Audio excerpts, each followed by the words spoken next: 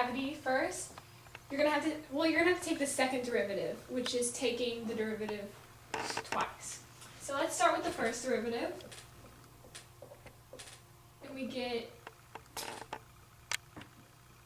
well, we multiply the exponent times the constant, so that's 3 times 1/3 is 1, x, so that would be to the second, minus 1. And that's the first derivative, but we want the second derivative, so we take the derivative of the first derivative. So the second derivative of f of x equals 2x minus 0. Remember, whenever you were trying to find if it was increasing or decreasing, you set the function, the first derivative equal to 0. Now we're going to set the second derivative equal to 0. So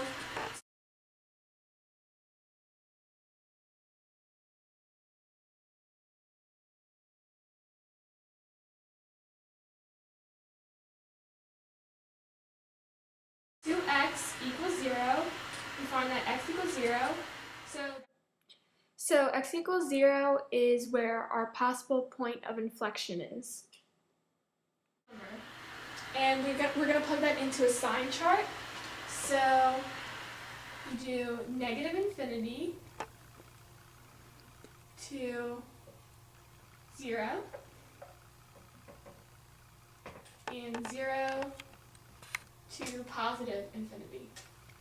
Alright, and so we're going to plug numbers on this interval into the second derivative and a number on this interval into the second derivative. So right here, let's try the second derivative of f of negative 1. Alright, if we plug that in, we get negative 2.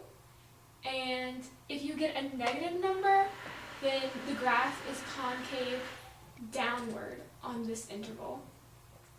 Alright, and now let's plug in 1 is on this interval. So plug 1 back in to the second derivative and we get 2. And since it's a positive number, it's concave upward. And this will help you whenever you're trying to sketch a graph.